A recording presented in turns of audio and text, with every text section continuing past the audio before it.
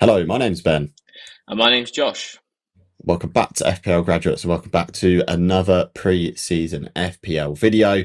In today's video, we're going to be going through some of the defenders we think you should be targeting in your game week 1 teams. As always, please remember to like, comment and subscribe. And a lot of this information goes out first on our Patreon, as well as a few exclusive bits and pieces. So feel free to check it out. We've left a link in the description anyway for you guys to have a look. And yeah, let's get on into the video. Yeah, so we're going to be going through 16 of the £4.5 million defenders in this video. So pretty in-depth stuff. Obviously, you're probably only going to need 3, maybe 4 if you're lucky in your FPL team. So we're going to try and pick the best ones. And at the end, we'll have a top 3 of my favourite 3 and Ben's favourite 3. But obviously going through all of them, each individually now. So yeah, starting off first, we've got Joachim Andersen. For you last season, obviously joined Fulham, had a couple of red cards last season, I seem to remember as well, which wasn't ideal, but hopefully that he stays away from that this season because on the DEFCON or defensive contributions, whatever you want to call it, he's ranking pretty well with 9.59 per 90. Remember, he only needs to get 10 in order to get 2 extra points. Fulham last season defensively didn't keep too many clean sheets, but their expected defensive data actually ranks them as one of the better sides defensively last season. So Ben, what's your thoughts on Anderson? He's probably not going to get you many attacking returns, but from a sort of a floor point of view, he seems like an okay pick, right? Yeah, he's one of those low risk, low reward picks that, he'll keep you ticking along this season with some returns, but wouldn't expect too much. Like you're looking at a ceiling of 8 points a game, and a floor of what, 2, maybe sort of 4 points a game. So it's not terrible. It's not fantastic. Like I said, I do think he's going to be worth hopping on for Fulham when they get into a run of decent fixtures. But it's a case that you will have to just hop on and hop off him in terms of transferring him in and out. Again, like he was priced sort of fairly low last season, 4.5 this season. It could very well be that he gets maybe a price rise or two given the low ownership currently. But yeah, for me, a pretty middle of the road option.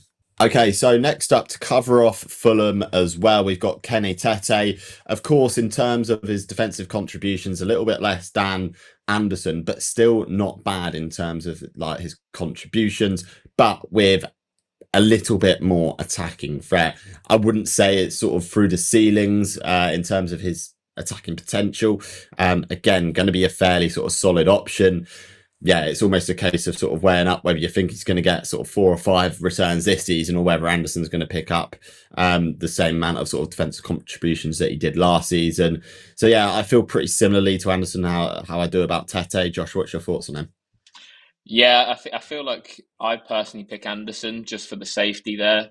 I think Tete is pretty nailed at right back, but there is competition there, whereas Anderson doesn't have as much competition at centre back, in my opinion. I think attacking threat is definitely down the left hand side rather than a right with Anthony Robinson. So you could go there and pay that 0.5 more. I think it probably is worth it with the amount of assists that he picked up last season compared to Tete. I don't see that evening out too much. So yeah, for me, I'd probably go Anderson out of the two, but it's totally up to you. Okay, then. So next up is Patrick Dorgu, who I actually brought in last season for his red card. So don't don't trust my judgment on him, whatever you do. But yeah, last he joined in Man United in January last year.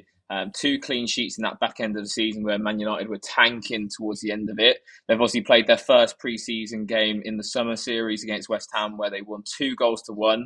I thought Dorgu in that game himself looked quite promising going forwards. Could have won a couple of penalties, to be fair. He got fouled on the edge of the box a couple of times, and the attacking threat was definitely there. I must say his data doesn't really show that with only 1.7 expected goal involvements. It doesn't look too great, obviously, along with 0 attacking returns. I do feel like, though, the addition of Mateus Cunha on that left-hand side instead of Garnacho should benefit him a little bit better. United's opening 5 fixtures aren't great, so this is definitely not one from game week 1, but it's worth considering him maybe when Man United get into a bit of a better run later in the season. What's your thoughts on him, Ben? Yeah, for Dorgu, we need a bigger data set, in all honesty, to be able to sort of go on a bit more of an informed decision. 840 minutes last season is not going to give us too much inkling into what he's actually going to be like at fullback, especially in this Man United team that seems to be evolving sort of with every week that passes, and we'll have to see whether they can improve on the results. And defensively struggled a little bit last year, so we'll have to just wait and see on him. Yeah, once we get sort of 5-6 games into the season, we'll start to see some patterns emerge, and maybe one of them could be that Dorgu's good value, but for now it's not one that I'd be looking at. Okay, so next up we've got Harry Maguire. Again, 4.5 million, and not going to be too high and owned by game week 1. Yeah, I mean, Josh is definitely going to be more informed on the Manchester United side of things, but again, like the clean sheet potential hasn't really been there for Man United in at least the past couple of seasons, so we'll have to wait and see about that.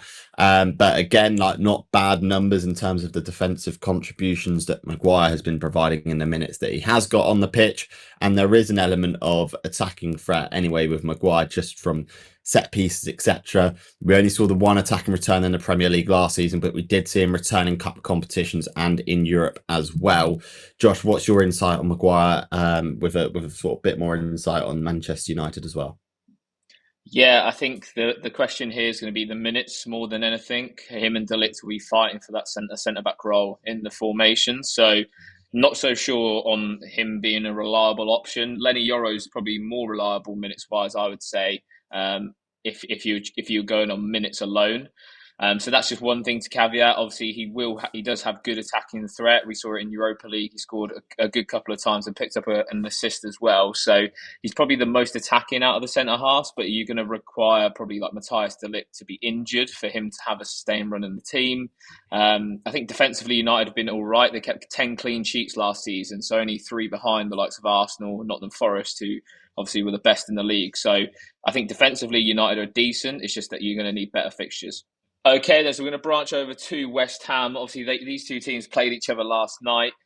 West Ham opted for that sort of 5-back formation as we expect under Graham Potter. Max Kilman is ever-present man in that defence with almost 3,400 minutes last season. I think he only got substituted in one game, which is fantastic from him.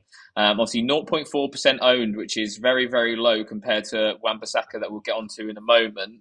6 clean sheets, 1 attack and return. You're not going to get much going forwards from him, I'm not going to lie. You are going to be similar to this Anderson pick where it's like the floor is pretty high compared to some of the others. His DEFCON sort of per 90 is 8.8. It's okay. It's not amazing. We look at some other picks that definitely outshine that. So yeah, Kilman for me, I'm not sure I would choose him over the wing backs. What's your thoughts on him, Ben?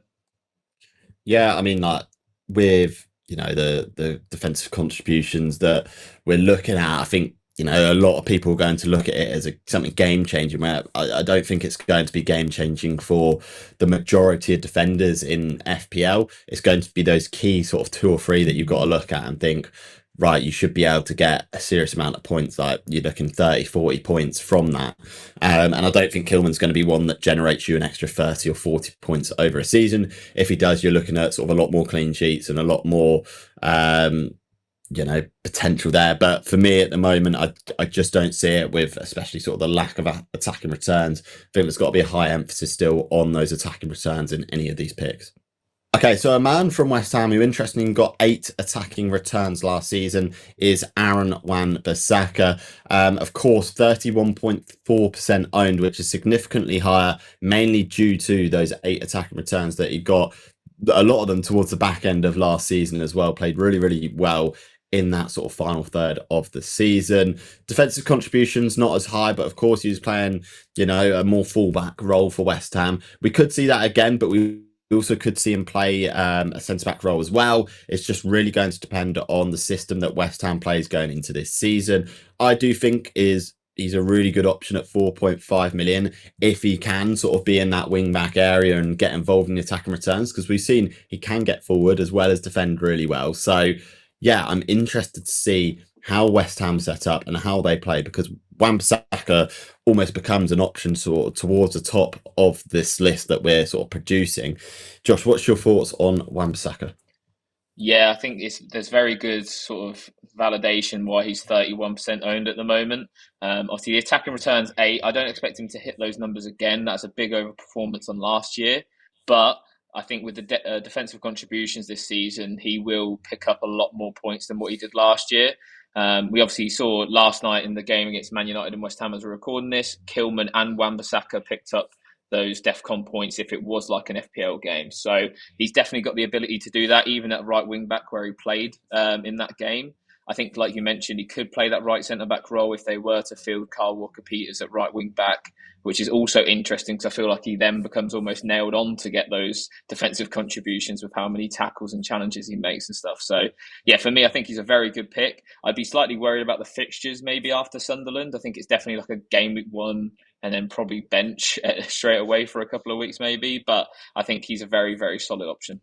So to cover off and finish off the West Ham defence, we've got El Hadji Malik Diouf. That is a mouthful. On his way from Slavia Prague. He's really interested me. He's been in my first draft. If you haven't seen that already, do go check out our first drafts on the channel.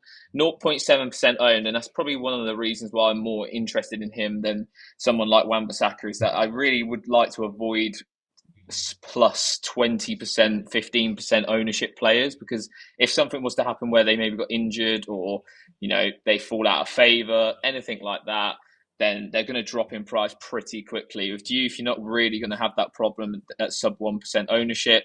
Obviously, there's data on the right-hand side is from the Czech First League, so, take that with a pinch of salt. But he did get 9 attacking returns, with 7 of those being goals. I thought against United last night, he didn't really look out of place, like a player who was sort of learning the ropes. I thought he looked pretty well stead in that team, considering it was his debut. So, yeah, I think he could be a nice alternative to Wan-Bissaka, especially if we're looking at attacking returns. Obviously, in terms of the defensive contributions, we don't really have any data for that right now. So, yeah, it will be interesting to see how he does. But caveat to that, he didn't hit the mark last night in that game that we saw Wan-Bissaka and Kilman do. So what's your thoughts on him, Ben? Yeah, I mean, it's interesting really because the attacking returns and expected goal involvement last season really similar to Wan-Bissaka in terms of a bit of an overperformance there. So I'll be interested to see how that translates into the Premier League. Of course, we naturally expect any player coming from any other league to have a little bit of sort of a lower XGI compared to the division that they've come from and the league that they've come from. So we'll just have to wait and see on that one.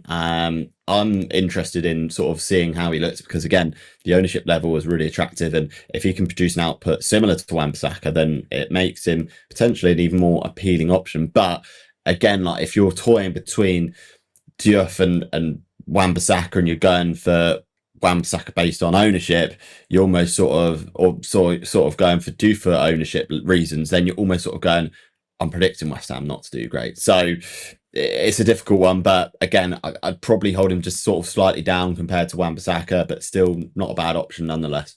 Okay, so next up we've got Mark Gahey of Crystal Palace currently, and last season, of course, 11 clean sheets, 5 attacking returns, which is not bad at all from a centre back, with like not bad stats for defensive contributions. I could see that improving next season. Let's wait and see. One of the reasons I'm potentially really excited about this option is not only is he 4.5 million for a Palace team who are, improving and look pretty solid. Hopefully they'd be able to keep Eze as well.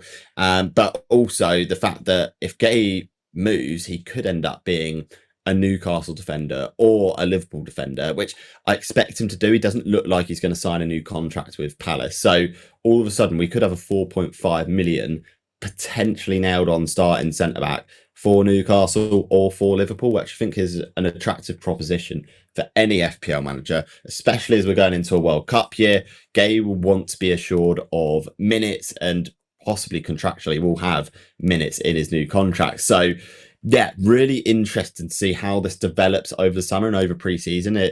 Hopefully this will be wrapped up before game week 1, but Gay presents an interesting option, even if he sort of stays at Palace or if he moves as well.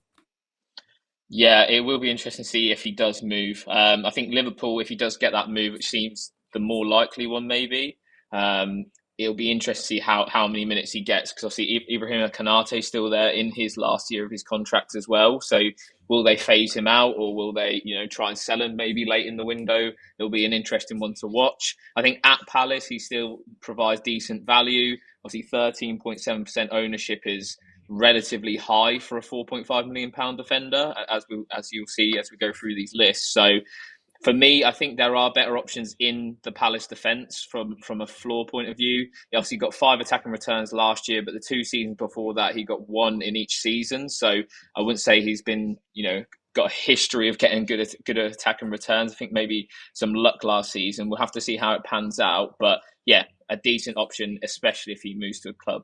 Okay, then. So the other £4.5 million Crystal Palace defender is Chris Richards. Obviously, he didn't really start the season for Palace last year due to Trevor Chalobah being there on loan. But obviously, when Chalobah got recalled by Chelsea, he came into the first team and never really looked back. He's obviously only 0.4% owned, which is a lovely differential. 7 of the clean sheets last season, which goes to show how much the improvement of Palace was towards the back end of the season. I think Gahey had 11 on there, so yeah, only a 4 discrepancy. He did get 2 attacking returns in those limited minutes as well. And he's also, his defensive contributions is averaging over 9 per 90 minutes, which is really, really high on the spectrum. So yeah, for me, I think the better pick is probably Chris Richards over Gahey if they're in the same team. But yeah, obviously both of them are still decent options. And to be honest, I probably wouldn't pick either of them from Gameweek 1 just because the fixtures are quite tough for Crystal Palace out of the gates. And also, you've got Daniel Munoz as well at 5.5 million, who offers crazy amounts of attacking threat too. So yeah, there's a plethora of options in this Palace defence. What's your thoughts on Richards, Ben? Yeah, don't mind him as an option. Again, like you've probably got half a season worth of data there, which is good, but whether it sort of translates, we'll have to wait and see. I think, the sort of clean sheets, attacking returns, etc., as well as the defensive contributions bode quite well for him. But like I said, it is sort of a tough start to the season for Crystal Palace, and maybe would sort of prefer spending that extra money on Munoz potentially with the attacking returns, especially, if we're not expecting too many clean sheets to start the season from Crystal Palace. But I do think over the course of this season, Crystal Palace are going to provide great value from a defensive point of view. So it's definitely one that you could bench for the first couple of weeks if you've got that squad depth and bring him into the team. So to be honest, I don't mind either Richards, Gabe, or even sort of going a bit more premium than that. I think all the guys present good options from Palace. Okay, so next up we've got Destiny Udogie from Spurs. And again, I was a little bit surprised when he came out at 4.5 million because it could be a starting Spurs fullback, an attacking team. We've known for fullbacks, as we saw from Porro the last couple of seasons. And again, around last season, half the minutes played, he picked up a couple of injuries. We believe he's picked up a bit of a knock and hasn't flown out with Spurs for their pre-season. So again, unfortunately, it's going to be one probably to avoid to start with, but throughout the season, as Udogie gets into the team, gets his minutes up, he could be a really, really good option. Of course, from last season, the attacking data wasn't there, but, season before, he had a good breakout year. So excited to see what he can do. Of course, the stats from last season don't show him, I guess, in the best of light, but that was just Spurs all over last year anyway in the Premier League. So I do think they're going to be much improved under Thomas Frank, and he could have a good season once he's fit and ready to go. What are your thoughts, Josh? Yeah, I definitely agree. I think the data as well. I remember the Europa League final, and it showed the data of when the back four, the traditional back four that Spurs would have of Van der Ven, Romero, Porro, and Udogie. It was way better, obviously, defensively than their data for the rest of the season. And when they play together, they tend to keep clean sheets. So yeah, I think the key thing here is the fitness of all 4 of those guys. If they can keep them fit, then I'd be more confident on the clean sheets. Obviously, attacking wise, Udogie they've played, I think, 2 pre-season friendlies. In the first one where he played with the back 4 that we just mentioned, he did look more attacking than Porro. And Porro was the one sort of inverting into that third centre-back role when they were building up. So, yeah, good food for thought. Obviously, a shame that he's picked up a knock going into pre-season and he hasn't flown out with the team. So it's just one to monitor for now. Okay, then. So another injury-prone Spurs defender is Mickey van der Ven. Only 1,000 minutes last season goes to show how little impact he could really have on Spurs' campaign. Really excited to sort of see. Hopefully, he can stay fit. I know we've just said that with Udogie as well, but I really feel like he could do well in that Spurs team. If he does, I do think we'll see a lot more defensive contributions than that 5.87. Then we'll see sort of under Thomas Frank as well. When you look at Brentford defenders, I know they're slightly different teams, but the Brentford defenders rank really well for defensive contributions, so I'd expect to see that again under Spurs for Thomas Frank. 13% ownership, Ben. Obviously, the doggy was at 11%. That's like verging on 25% ownership for just those two guys for Spurs defence game week 1. Is it a must to have one of them? I think it's sensible to have one of them, definitely. I mean, there's going to be a higher impetus and a definite sort of more solid foundation that Thomas Frank will build on in terms of defensive stability. And then you start looking at set pieces as well, and the success that Brentford have had in them. And then all of a sudden, Mickey van der Ven, the attacking return and attacking potential gets a lot higher. So, yeah, I'd expect to see those defensive contributions maybe sort of not quite double, but in that sort of vicinity for next season. But again, it's going to be the big if he can keep fit is going to be the absolute key here. If he does keep fit, then at 4.5 million, he's an absolute steal. But again, it is that if, and it's just whether you want to take that risk on him. Okay, so next up, we've got Senesi of Bournemouth. Of course, as we know, Huijsen has moved on from Bournemouth, and it opens up a spot in the defence. Senesi should get those minutes going into next season. Of course, looking at the data there, not too many clean sheets, but Bournemouth generally defensively were quite decent. They've, of course, got a new goalkeeper as well. So expecting them to be better. The defensive contributions per 90 is, the standout stat for me with him at 9.41. That's pretty good for Senesi. And if you're looking at a Bournemouth defender, then I think, it's sensible to be looking at him for your game week 1 squads. Josh, what's your thoughts? He's just 0.7% owned, so seems to be one that doesn't hold too much risk with it. Yeah, I really like him. I think if he had a better fixture game week 1, I'd actually have him in my team right now. With Dean Howson gone, it opens up the spot like you mentioned. He was playing that spot before he got injured last season, and that's why Howson had to come in. So for me, I feel like, from a Bournemouth point of view, they've almost got their first choice centre back. So yeah, it's an interesting one. Obviously, like you say, defensive contributions are sort of through the roof with him. It is a smaller sample size, so just bear that in mind. It probably won't be that high over a season. But Dean Howson also ranked within, I think, the top 3 or at least the top 5 defenders for defensive contributions last season. So it goes to show it's probably not just a Senesi thing. It's more so a Bournemouth thing with how they play. So yeah, really interested with him. I think if you could bench him game week 1 and you're not bench boosting game week 1, then he should be on your bench. I think Bournemouth in general will go under the radar due to the players that they've lost, but the players that they've got coming in are arguably just as good, if not better, than the ones they're losing. Okay, then, so we're getting to the final few now, and it's Emmanuel Agbadou of Wolves. Again, another January signing from last season, but he sort of hit the ground running. He looked like a really good signing for Wolves. 4 clean sheets since he joined, with the 1 attack in return too. Again, defensive contributions are very high. Slightly smaller sample size, slightly bigger than Senesi though, which is always good. Obviously, City opening day is never going to be a nice fixture to play him in, really. So probably looking from maybe Bournemouth, definitely Everton game week 3. What's your thoughts on him, Ben? Do you think he could be a decent option? And out of that Wolves defence, there's not too many to choose from, right? Yeah, there's not too many to choose from Wolves, to be honest. And I think it's going to be one that you really sort of have to pick and choose your fixtures with him to see the full value. I don't think Wolves are going to be keeping too many clean sheets this season. But if they do, I think Agbadou is going to be in line for some bonus points and some defensive contributions as well. So yeah, I mean, it's one where I'm less confident on the team than the player, which unfortunately sort of rules him out in a way for me. But I do think at parts of the season where Wolves' fixture run is easier, then for sure, then I think there's a case to be made to bring him in. Okay, so next up, we've got Ezri Konsa of Aston Villa. The key sort of reason why I think 23.6% of managers have picked him is your guaranteed minutes with this guy.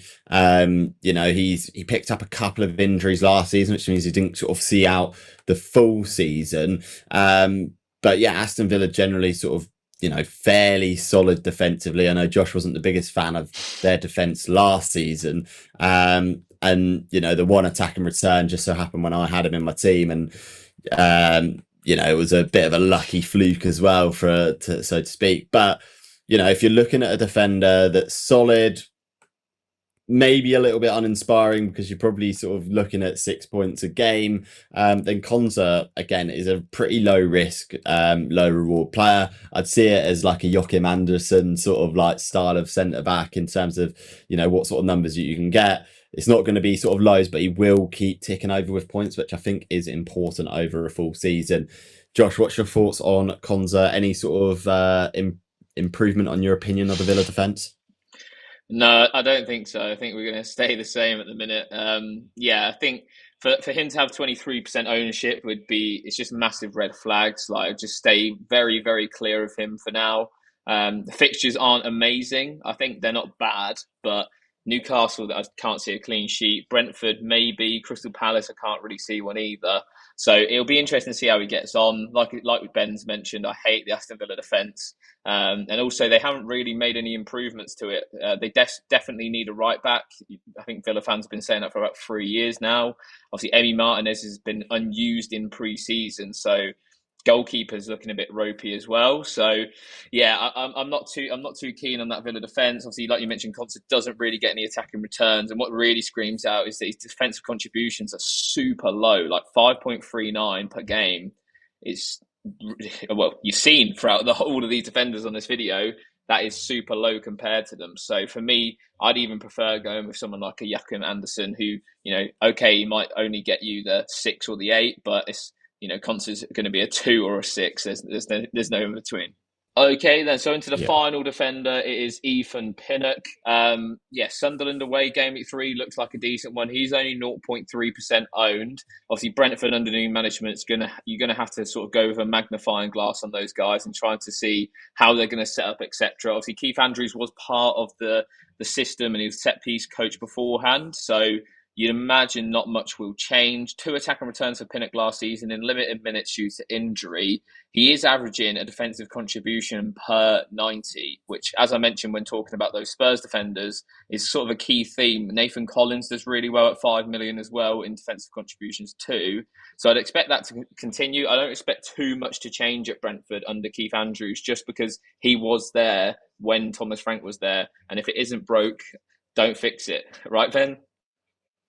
Yeah, I mean it's difficult to see whether they're how good defensively Brentford are going to be next season. I anticipate a fall off in the numbers, and I almost look at it as this is the numbers that I will expect from the Spurs centre backs from next season. Because Thomas Frank's style and the caliber of player that they got, I expect this is what it's going to look like at Spurs, which could be really good for the likes of Van der Ven, etc. I've discounted Brentford as options for FPL just because there's been so much change. I think we need to go with initially what we know and what we're confident on. I'm not confident that Brentford are going to be the same team that they were last year. Okay, so next up we've got De Cuyper, Brighton's brand new signing.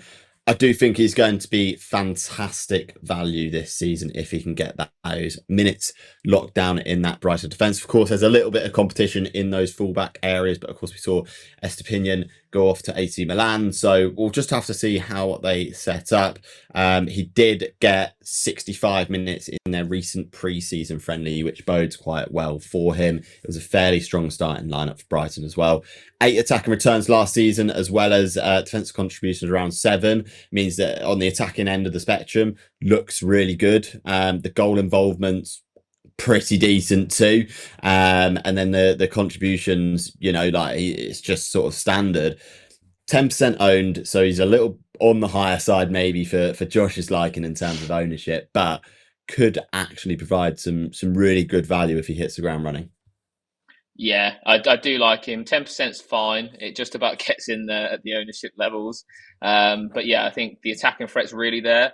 I think I've made an error in the graphic. I think he had 12 attacking returns and 8 clean sheets. That's my bad on that one. But yeah, the attacking threat, like you say, is, albeit in the Pro League, is really, really good.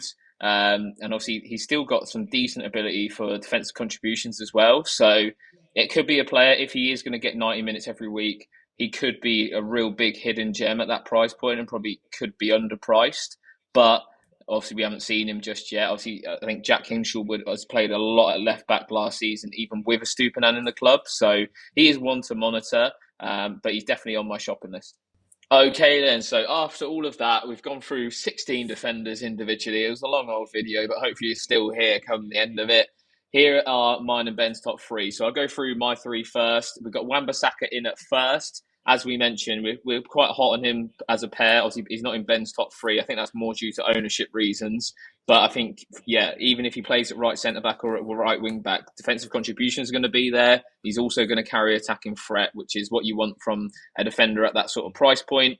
Destiny Doggy is there. I'll probably replace him with Van der Ven now, knowing that he's injured. But yeah, I think, like we've mentioned about Brentford defence last season, I'd expect those sort of numbers to carry over to Spurs. Maybe not immediately, but at least in sort of, 5 to 10 game weeks time. And then my third and final pick is going to be Chris Richards. I think me and Ben both like the Palace defence. Probably not from game week 1, but Chris Richards obviously is, well, a slightly better improvement than Gahey at the minute on those sort of defensive contributions per 90. Obviously, over a longer sample size, it could even out between him and Gahey. But also, I think he's a little bit safer than Gahey due to that speculation of him potentially moving on. Go through your three, Ben. Yeah, so in third, as Josh said, I got Gahey. I do think he is a more... The reason I'd pick him over Richards is he's currently a more important player for Crystal Palace than Richards is. So yeah, I think stats are fairly close. You can go one or the other. There's not too much to decide, but granted, I think if the speculation persists and Gay doesn't sign that contract, then you do have to sort of start looking elsewhere. So in second is De Cuyper. As we spoke about, a lot of attacking returns for Club Brugge last season. I do think if he gets that spot nailed down, that Brighton team, going to be an unbelievable asset. And then first, Mickey van der Ven, of course, if we can see that translation from Thomas Frank's Brentford over to the Spurs side, then I do think he's going to provide some really great value as well. Okay, so that wraps up all of the £4.5 million defenders. We've basically been through them all, so you can't be complaining now, and you should have a better idea as to which ones to pick for your Game Week 1 teams. If you did enjoy the video, make sure you hit the subscribe button. We thank you all for your big support at the moment. Over 100 subscribers already in week 1 of YouTube fantasy content. We can't complain with that, right, Ben? Yeah, absolutely. And if you're liking the content, make sure to let us know and all that good stuff. And as always, I've been Ben. I've been Josh. We'll see you guys next time. Have a good game week, everyone. But I'm not going down with you. So you may rise, but you'll never make me wanna stick around you.